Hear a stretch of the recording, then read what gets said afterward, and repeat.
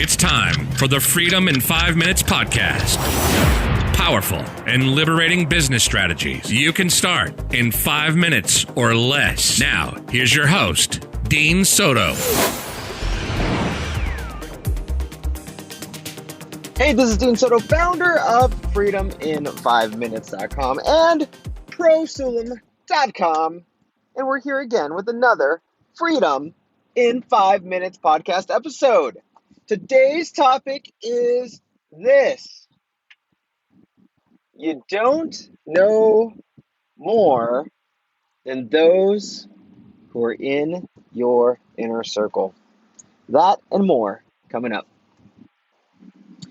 Oh, good morning. So the audio in this is going to be a little bit garbled, a little bit garbled. Thank you so much.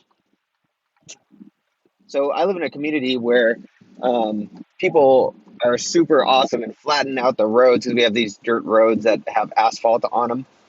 They're like asphalt grindings. And literally people will just do it. And that is pretty dang amazing. And sometimes they'll get potholes and they'll get little washboards and things like that. And people will just come with their tractor and grader and do it. I always try and spot them like $100 or $100 or whatever. And but they'll flatten out the road. They'll make it nice and amazing and easy to drive on. And out of the kindness of their hearts, basically, it's a pretty cool little community we have here.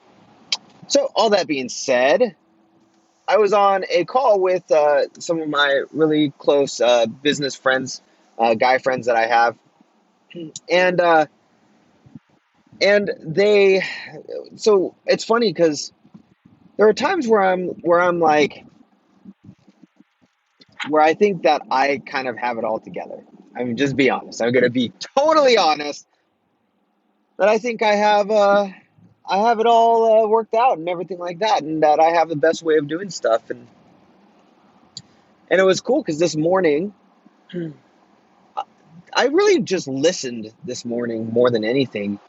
But I as they were talking, they were talking about some of the different diets they've been on, how they vacation, how they have fun, how they work, who they're hiring, who they need to hire, what's been their troubles and things like that. And as I'm listening, I'm like, I went from the feeling of I know so much, I know all this stuff in business, and I'm living the 4-hour work month and all this other stuff, and all the way to, man, they do things way better than I do. They're really good at what they do, and I really don't even know what the heck I'm doing sometimes. And so I'm like, maybe I should just sit and listen. And it was cool because, some people, especially when we are new to certain things, we tend to almost be a little bit intimidated by people who know more than we do, or people who know that there are people, even when they're close. This actually happens more when you're close to somebody. I'm going to roll the window up so it might sound a little bit different. But this actually happens sometimes even when we're closer to people, is that when we are given really good advice, because of who they are, because it kind of sometimes flies in the face of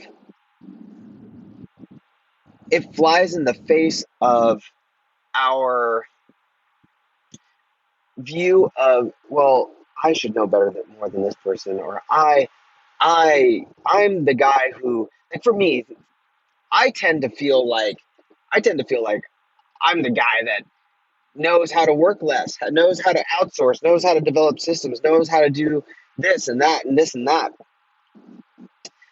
And so when somebody gives me an idea, like one of my guys held me accountable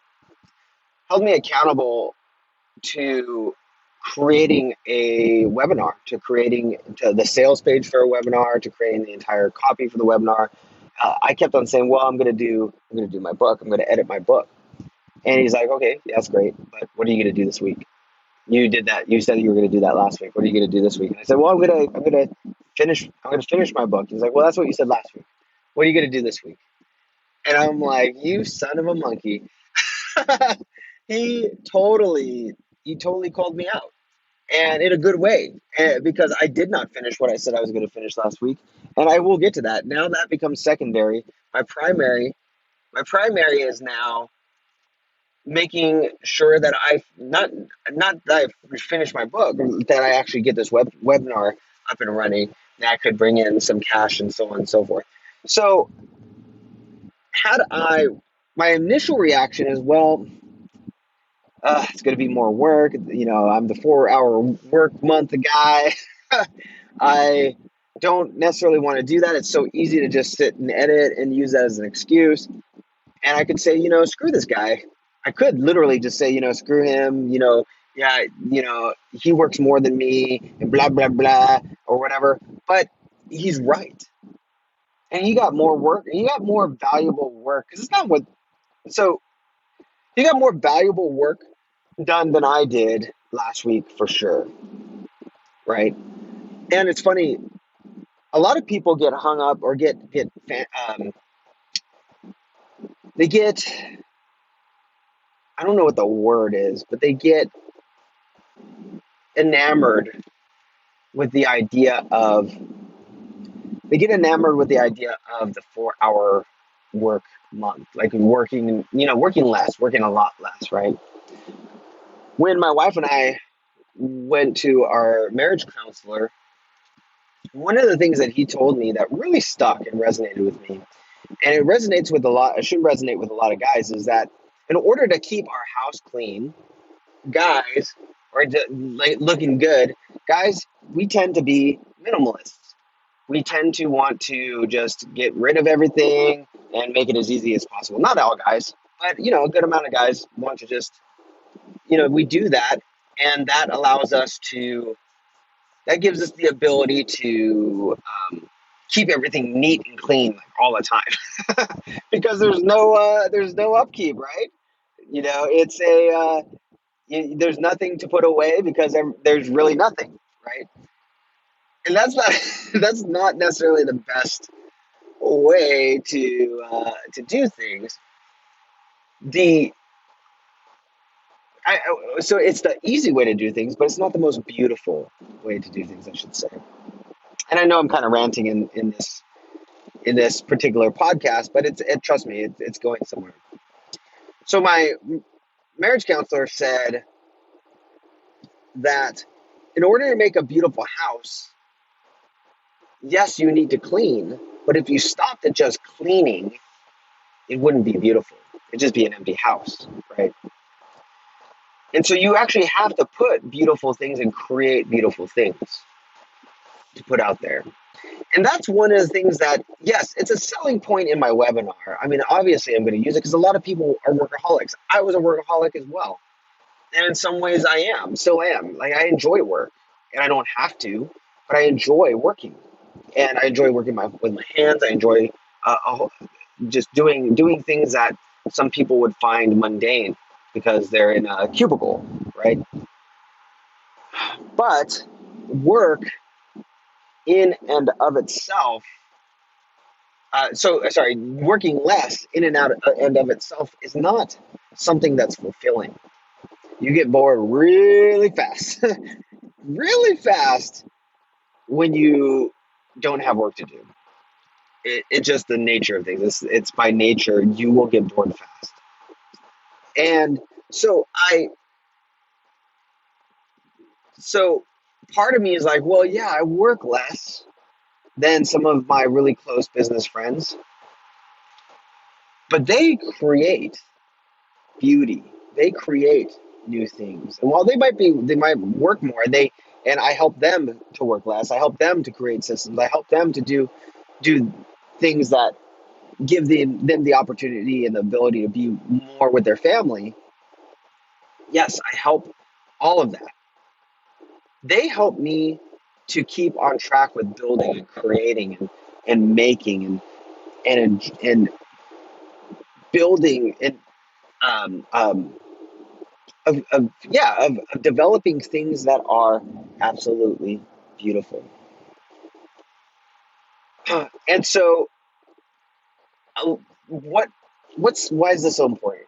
Because especially with family members, especially with spouses, they are able to teach you things about yourself, and they're able to teach you things about things that they know way more easily than you could. If you just listened, they could help you to grow extremely quick. And so what I challenge you to do this week is to listen. I had a hard time listening to my spouse. I had a hard time listening to my wife when she would give me her feelings on certain deals that I was doing and certain things that I was doing. And had I listened, I would not have wasted 2 years, maybe even 4 years, because I would have grown at a much faster rate. I would have grown at just a phenomenal rate had I listened to her when the time was right, when she had those feelings. And so I've learned to listen. If my wife has a really strong feeling about something, I stop it. If she says no, I stop. If she says yes, I go, because I've learned that is something that I'm not going to be able to learn. It'll take me years to learn the hard way,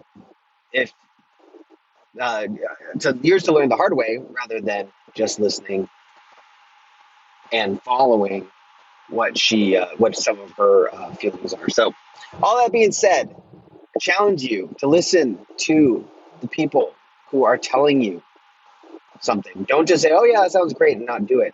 Actually listen, actually do it. And you're going to see that you're going to have some phenomenal results. When you listen to the people who love you and are able to be outside of the whole situation that you might be in. So, all right, this is Dean Soto. Go check out freedomin5minutes.com. Go check out prosaloon.com. Lots of amazing stuff there if you want to automate your business in as little as 5 minutes a day. But until then, I'm going to be driving into the city right now. That's what I'm doing. Until then, I will see you in the next Freedom in 5 Minutes podcast episode. Thanks for listening to the Freedom in 5 Minutes podcast. Now, head over to www.freedomin5minutes.com and register for our free masterclass and discover how to start systemizing and automating your entire business 5 minutes at a time. We'll see you next time on the Freedom in 5 Minutes podcast.